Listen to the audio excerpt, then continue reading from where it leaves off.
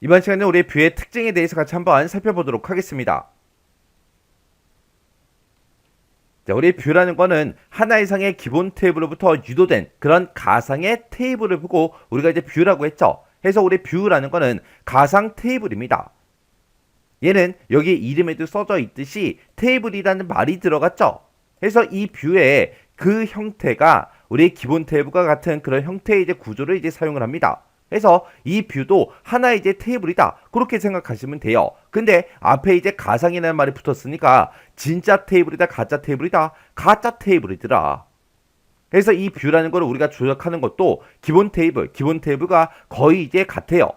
그래서 이 뷰라는 것도 테이블과 이제 같은 형태의 이제 구조를 가지고 있고, 그리고 우리가 이제 사용할 때, 조작을 할 때도 기본 테이블과 거의 똑같더라.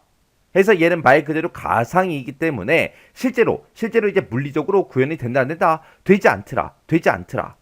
요런 게 이제 우리 가상 테이블 뷰라는 거예요. 예를 들어서 내가 이제 쇼핑몰을 운영하는데 지금처럼 이제 회원 테이블이다, 상품 테이블이다, 주문 테이블이다 해서 이렇게 이제 세 개 테이블을 이제 만들었습니다. 그러면 우리 이제 쇼핑몰에 이제 들어와서 사람들이 막 회원가입을 할 거예요. 그러면 그때 이제 회원가입할 때 그때 이제 사용자들이 입력했던 그런 데이터들은 싹 다 이제 우리 회원이라는 이 테이블에 다 저장이 되겠죠.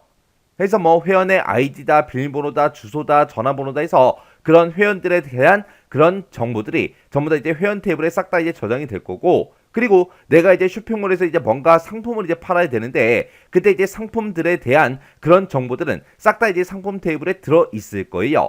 그래서 상품에 대한 그런 사진이 됐든 아니면 가격이 됐든 수량이 됐든 아니면 상품에 대한 그런 여러 가지 이제 세부 정보들 있죠. 그런 것들이 싹 다 이제 상품 테이블에 다 저장이 될 거고, 그리고 어떤 특정 회원이 내가 지금 판매하고 있는 그 상품이 마음에 들어서 만약에 주문을 했습니다. 그러면 주문했을 때 몇 월 며칠 몇 시에 어떤 상품을 몇 개를 주문을 하고 어떻게 이제 결제를 했는지, 그때 이제 배송지 주소는 어떻게 되는지 그런 내용들이 싹 다 이제 주문 테이블에 다 저장이 될 거라고요.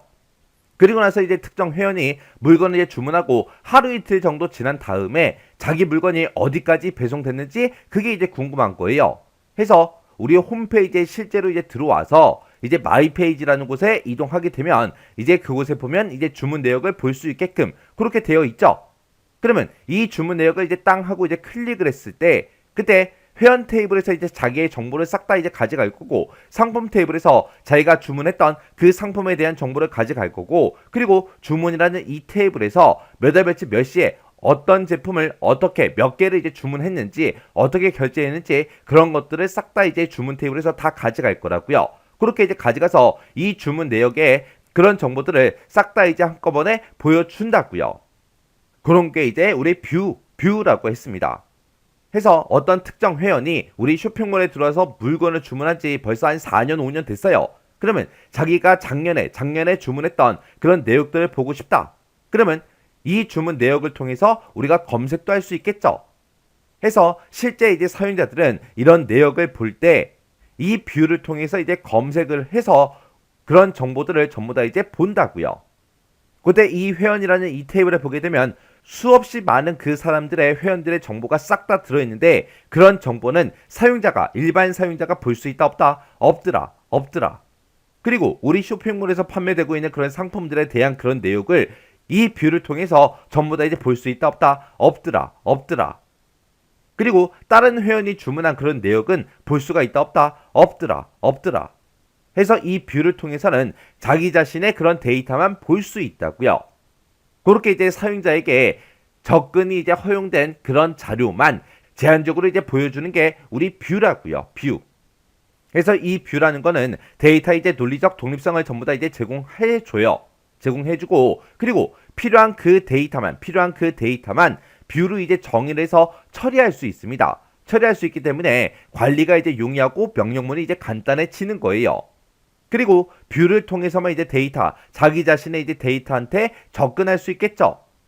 그러면 이 뷰에 나타나지 않는 그런 데이터들은 이제 안전하게 우리가 보호도 이제 해줄 수 있다고요. 그때 이 뷰 A라는 거를 우리가 이제 만들어 줄 때 이런 기본 테이블로부터 이제 만들었다고요. 해서 뷰 A 입장에서 보게 되면 이 뷰를 이제 만들기 위해서 유도된 이런 기본 테이블 있죠. 이런 기본 테이블을 보고 우리가 다른 말로 정의 테이블 그렇게 이제 부르기도 합니다. 그리고 기본 테이블에 보게 되면 이제 기본 키가 포함된 그런 속성이 있을 거 아니에요. 그런 속성들의 집합으로 이제 뷰를 구성해야 우리가 이제 삽입 삭제 갱신 이런 연산이 이제 가능합니다. 만약에 가상 테이블을 이제 만드는데 기본 키로 이제 설정된 그런 열이 하나도 없어요. 그럴 때는 이 뷰를 통해서 우리가 이제 데이터를 삽입 삭제 갱신 그런 게 이제 불가능하다고요. 그래서 우리가 이 뷰를 통해서 삽입 삭제 갱신 이런 것들을 우리가 하기 위해서는 반드시 어떻게 되는다? 기본 키를 포함한 그 속성의 집합으로 우리가 이제 뷰를 구성을 해줘야 되더라. 그리고 지금 이 뷰 A라는 걸 이미 만들어 놨잖아요. 이 뷰 A라는 걸 통해서 우리가 이제 뷰 B라는 것도 우리가 이제 만들어 줄 수 있습니다. 그래서 우리가 뷰를 생성할 때는 우리가 기본 테이블로부터 만들 수도 있지만 내가 이미 생성해 놓은 이 뷰를 통해서 뷰 A를 통해서 뷰 B를 이제 생성도 할 수가 있더라. 그래서 정의된 그런 뷰는 다른 뷰의 정의의 기초가 될 수도 있고요. 그리고 이 뷰 A를 이제 내가 만들 때 테이블 1번이다, 2번이다, 3번이다 해서 요 세 개 테이블을 가지고 만들었죠. 근데 내가 만약에 이 테이블 1번, 2번, 3번 이 기본 테이블에 싹 다 이제 삭제를 했습니다. 삭제를 하게 되면 이 뷰 A라는 것도 같이 이제 삭제가 된다고요. 그리고 B라는 이 뷰를 우리가 만들 때 A라는 뷰를 이제 기초로 해서 만들었다고요. 근데 이 뷰 A라는 거 요걸 이제 내가 만약에 삭제를 했습니다. 삭제를 하게 되면 B라는 요 뷰도 같이 이제 자동으로 이제 삭제가 돼요. 그래서 이제 뷰를 이제 정의할 때 그때 이제 우리가 기본 테이블을 사용하거나 아니면 뷰를 이제 사용하잖아요. 근데 그런 기본 테이블이 됐든 뷰가 됐든 그런 거를 이제 삭제하게 되면 그 테이블이 됐든 뷰가 됐든 그런 거를 이제 기초로 해서 정의한 그런 다른 뷰들도 자동으로 이제 같이 이제 삭제가 된다고요. 그때 이제 우리가 뷰를 이제 생성할 때 뷰를 이제 만들 때 사용하는 그 명령문이 우리 create라는 이 명령문이 있고요. 그리고 뷰를 내가 만약에 제거하겠다 그럴 때 이제 사용되는 그 명령문이 우리 drop이라는 이 명령어가 있어요.